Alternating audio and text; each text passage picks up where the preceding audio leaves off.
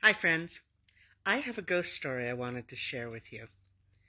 When I was pregnant with my daughter, I was put on bed rest. And during that time, we moved into a new home because we already had a toddler and our little 900 square foot um, condo was just not going to cut it. So we bought this home. This is in San Jose, California. And it was a mid-century, mid-20th century home. It was a really sweet little neighborhood. It was very quiet. It was a dead-end street. There was only one way in and out. Perfect for a young family. But because I was on bed rest, there was a lot of stuff I couldn't do. So I spent a lot of time just kind of hanging out, you know. And I became aware very quickly that there was something odd about the house. You would hear footsteps going up and down the hallway. There would be banging on the bedroom walls, the kids' bedroom walls. And the cabinet doors in the kitchen would open and shut and sometimes slam really hard. Well, my husband got me a recliner so that I could sit in that instead of always laying on the couch or laying in bed because I did, like I said, I had a little almost 2-year-old and I had to take care of him. The living room looked onto the backyard and there was a big window there. So he put the chair there. It was also right across from the entryway and the front door. And this was in the summertime and it was warm, so I would have the front door open and I would sit there. And then when my little boy would go out in the backyard to play, I could watch him. And I could also see what was going on out in the street through the front door.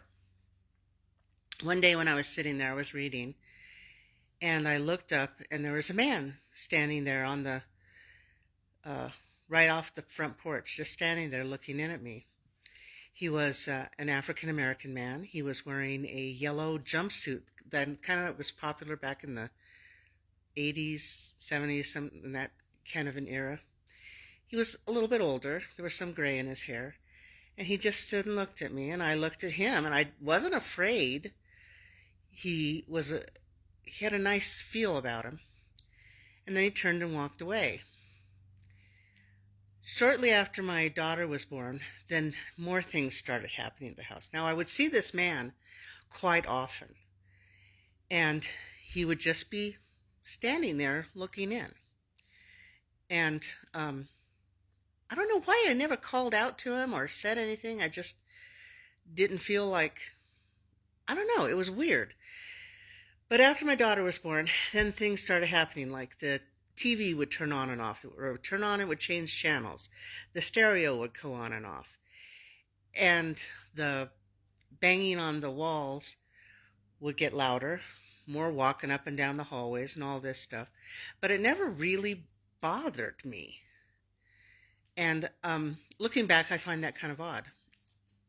One day, when my daughter was old enough and they were out in the backyard playing, I was again sitting in that same chair in front of the window, and I would look out and I would see the kids. And I suddenly saw this man again, and he walked. We had a sidewalk that ran the length of the house and went around to the end of the house where we had a garden. And he's walking along this sidewalk. He's just looking straight ahead. He doesn't look in the window at me. He just walks past me. And I got up and I looked out to see where he was going, and he was not there. So this was my first indication that maybe this was not a living human. Up until then, he would just turn and walk away when he saw me looking at him through the front door. When I saw him looking at me through the front door, he would just turn and walk away. But this just kept going on, and after a while I didn't see him anymore. But all the other stuff kept going on. When we were getting ready to move, and we knew that we were moving out of state, then things started to calm down a bit. And because I was debating, do I need to tell who buys the house that we've had these experiences or not? And then pretty soon they just stopped. So by the time we sold the house, it wasn't going on anymore. And I didn't really want to jinx it by saying, well, we had these experiences because maybe it was a fluke. Maybe I was imagining it. I don't know. So we moved out of state. We had been here in our new home a couple months or so, and my daughter was invited to an ice cream social. So I told my son,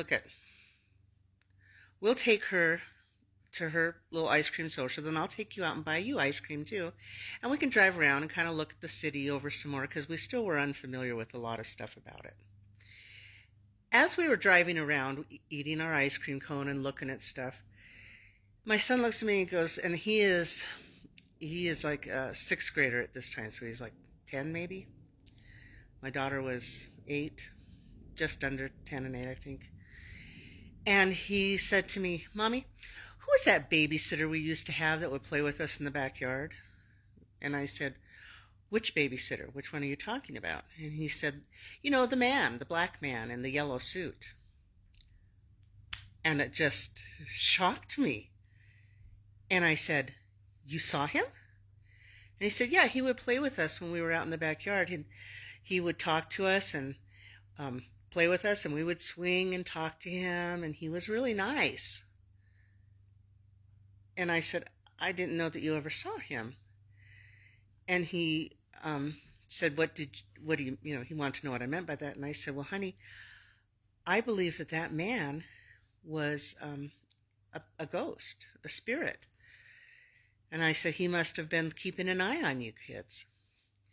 And when they got old enough that maybe he didn't think they needed him, he quit showing up. Because I quit seeing him. And maybe that was it. I didn't need to see him anymore. Maybe the kids did. But I wondered about that. Now, when I was still living in the house, I had asked my neighbor who lived next door. She was the original owner of that house. She and her husband had bought it in the 50s. And I asked her about the history of our house. Did an African-American family live there, or did a man live there, an African-American man? And I described him to her, and she said no. But she said this whole area that our homes were built in used to be orchards, like fruit trees and stuff. There was a canny, and the cannery was closed, but it was still, you could see it from our front yard. You could see the towers and stuff of the canneries. And she said maybe he was somebody who worked in the cannery. She said he must have some connection to the area, but we couldn't figure it out. But my kids were very thrilled at the idea. They had a babysitter that they thought was a ghost. Now, I don't know if he was a ghost. I don't know what the heck it was. I don't know what all those noises and the stuff turning on and off and doors slamming.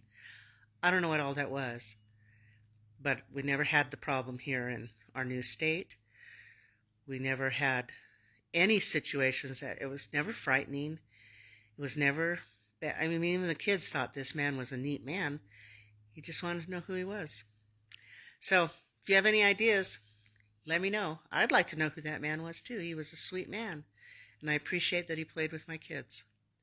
Anyway, have a great Wednesday. Talk soon. Bye. Mwah.